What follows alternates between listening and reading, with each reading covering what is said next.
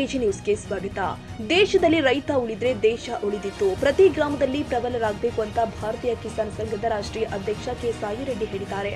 ಭಾರತೀಯ ಕಿಸಾನ್ ಸಂಘ ಕರ್ನಾಟಕ ಪ್ರದೇಶ ದಕ್ಷಿಣ ಪ್ರಾಂತ್ಯ ಬೆಂಗಳೂರು ಗ್ರಾಮಾಂತರ ಜಿಲ್ಲೆಯ ದೇವನಹಳ್ಳಿ ತಾಲೂಕು ವಿಜಯಪುರ ಹೋಬಳಿ ಯಲಿಯೂರು ಗ್ರಾಮದಲ್ಲಿ ಯೋಜನೆ ಮಾಡಲಾದ ಕಾರ್ಯಕಾರಿಣಿ ಸಭೆಯಲ್ಲಿ ಅವರು ಮಾತನಾಡಿದ್ದು, ಭಾರತೀಯ ರೈತರು ದೇಶದ ಬೆನ್ನೆಲುಬು ಮತ್ತು ಅವರ ಪರಿಶ್ರಮದಿಂದಲೇ ಭಾರತ ಸ್ವಾವಲಂಬಿಯಾಗಿದೆ.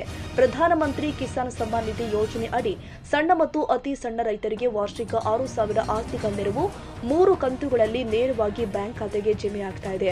2026 ಬಜೆಟ್ನಲ್ಲಿ ಈ ಮೊತ್ತವನ್ನು 12,000ಕ್ಕೆ ಹೆಚ್ಚಿಸುವ ಚರ್ಚೆಗಳು ನಡೀತಾ ಇದ್ದು, ರೈತರು ಆಧುನಿಕ ಕೃಷಿ ಪದ್ಧತಿಯನ್ನು ಅಳವಡಿಸಿಕೊಳ್ಳಬೇಕಾಗಿದೆ ಹಾಗೂ ಸಾವಯವ ಕೃಷಿಯ ಬಗ್ಗೆ ಸರ್ಕಾರಗಳು ಉತ್ತೇಜಿಸುವುದು ಪ್ರಸ್ತಾವನೆ ನೀಡಲಾಗಿದೆ ಹಾಗೂ ಭಾರತೀಯ ಕಿಸಾನ್ ಸಂಘ ಮುಂದಿನ ಕಾರ್ಯಸೂಚಿಯ ಬಗ್ಗೆ ತಿಳಿಸಿದ್ರು.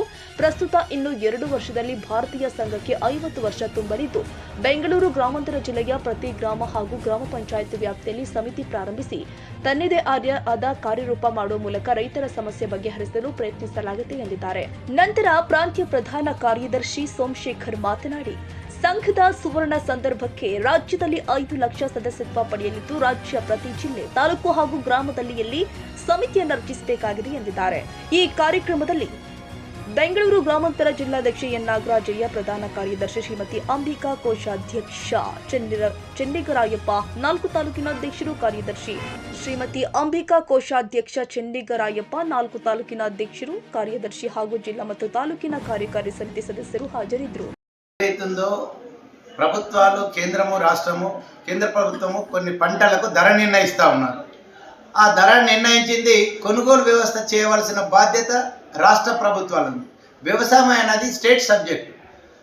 కేంద్ర ప్రభుత్వము డబ్బులు ఇస్తుంది కొనుగోలు చేయడానికి.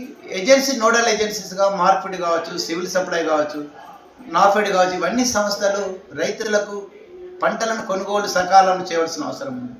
కానీ పంట వచ్చినప్పుడు కొనుగోలు కేంద్రం తెరవకుండా 15 రోజులు 20 రోజులు ఆలస్యంగా తెరవడము, దానివల్ల రైతాంగము నిల్వ చేసుకోలేక నష్టపోతూ ఉన్నారు.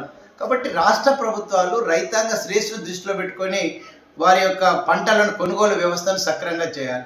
తర్వాత మార్కెట్లో జరుగుతున్న దోపిడీని అరికట్టాలి. మధ్య దళారీ వ్యవస్థను అరికట్టే విధంగా ప్రభుత్వాలు కృషి చేయవలసిన అవసరం ఉంది.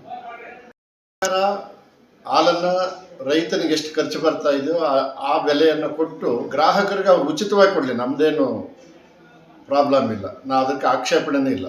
ಆದರೆ ರೈತ ಬೆಳೆಯುವಂಥ ರೈತನು, ಸಣ್ಣ ಸಣ್ಣ ರೈತರಿದ್ದಾರೆ, ಒಂದು ಹಸು ಕಟ್ಕೊಂಡ್ರೆ ಅವನು ಒಂದು ಜೀವನ ನಡೆಸ್ತಾ ಇದ್ನು.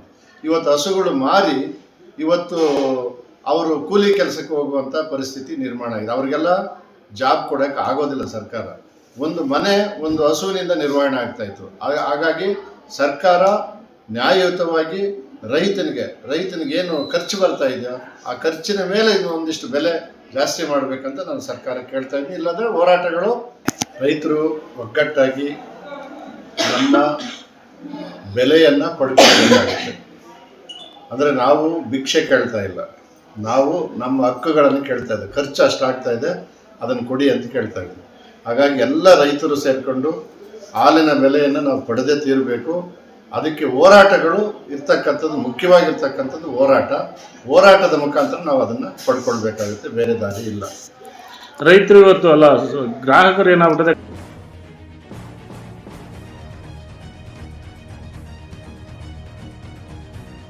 ಕನ್ನಡಿಗರ ಮೆಚ್ಚಿನ ನಿಮ್ಮ ಎಜೆ 24/7 ನ್ಯೂಸ್ ಕನ್ನಡ ವಾಹಿನಿ ಇದೀಗ ಟಿವಿಯಲ್ಲಿ ಲಭ್ಯ.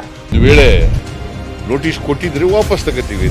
ಇವತ್ತು ವಕ್ಫ್ ಪ್ರಾಪರ್ಟಿ ಅಂತೇಳಿ ಬರ್ತದೆ ಅಂತ ಹೇಳಿದ್ರೆ ರೈತರು ಬೀದಿಗೆ ಬಂದ್ರೆ ಏನ್ ಮಾಡ್ಬೇಕಾಗುತ್ತೆ?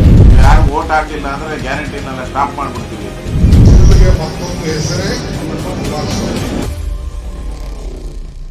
ಕರ್ನಾಟಕ ಮತ್ತು ದೇಶ ವಿದೇಶ 360 ಡಿಗ್ರಿ ಸುದ್ದಿ ಹಾಗೂ ಉತ್ತರ ಕರ್ನಾಟಕ, ಬೆಳಗಾವಿ, ಬಾಗಲಕೋಟೆ, ಧಾರವಾಡ, ಹಾವೇರಿ, ಗದಗ, ಬಿಜಾಪುರ ಜಿಲ್ಲೆಯ ಕ್ಷಣದ ವಿವರವನ್ನ ಪಡೆಯುವುದಕ್ಕೆ ಎಜೆ 24/7 ನ್ಯೂಸ್ ಕನ್ನಡ ವಾಹಿನಿಯನ್ನ ಲೈಕ್ ಮಾಡಿ, ವಿಡಿಯೋಗಳನ್ನ ಶೇರ್ ಮಾಡಿ, ಕಮೆಂಟ್ ಮಾಡುವ ಮೂಲಕ ನಮ್ಮ ವಾಹಿನಿಗೆ ಸಹಕಾರ ನೀಡಿ ಮತ್ತು ಚಾನೆಲ್ ಅನ್ನ ಸಬ್ಸ್ಕ್ರೈಬ್ ಮಾಡಿ. ಧನ್ಯವಾದಗಳು.